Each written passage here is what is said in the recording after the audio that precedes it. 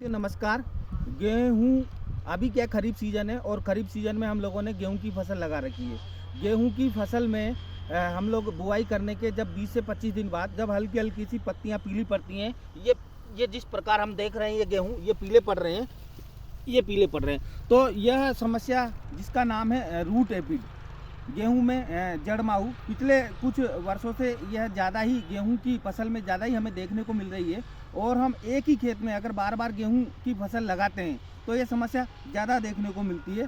तो किसान साथियों, जब हम पानी लगा देते हैं तो पानी के पहले हम लोग इतना ध्यान नहीं दे पाते और हमारी फसल क्या हल्की हल्की पीली पड़ती है। लेकिन जब हम पानी दे देते हैं, पहला पानी जो 20 से 25 दिन की अवस्था पर देते हैं, उस पानी को देने के बाद देने के 2-4 दिन बाद ही हमारा पूरा गेहूं पीला पड़ जाता है। और पीला पड़ने की वजह से गेहूं हमारा चल नहीं पाता, ग्रोथ नहीं कर पाता, नंबर ऑफ उसमें ट्रिलिंग नहीं हो पाती, कल्लों का निर्माण नहीं हो पाता। तो किसान साथियों, इस समस्या के समाधान के लिए मार्केट में कुछ दवाएं आती हैं जिनका नाम मैं आपको बता रहा हूँ।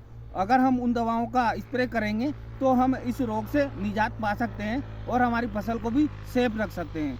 किसान साथियों, दवाएं ऐसे हैं कि हम जैसे पानी देंगे तो पानी देने के साथ अगर हमें हल्का हल्का पीलापन नज़र आ रहा है तो हम जब जैसे ही यूरिया लगाएंगे, पानी देने के कुछ लोग पानी देने के पहले लगाते हैं और कुछ लोग पानी देने के बाद लगाते हैं यूरिया फसल में।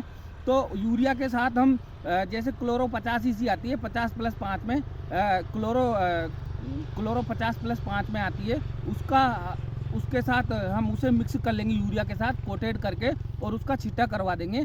तो कहीं ना कहीं उससे भी हम इस रोग पर कंट्रोल पा सकते हैं। अगर हम ऐसा नहीं कर रहे तो पानी देने के जस्ट बाद जब ये समस्या हमें ज़्यादा ही देखने को मिलती है तो हम उसमें एक स्प्रे करा सकते हैं। जब हमारे खेतों में चलने लायक जगह हो जाए, पैरों के मिट्टी ना लगे, उस समय हम गेहूं की फसल में एक स्प्रे करा सकते हैं।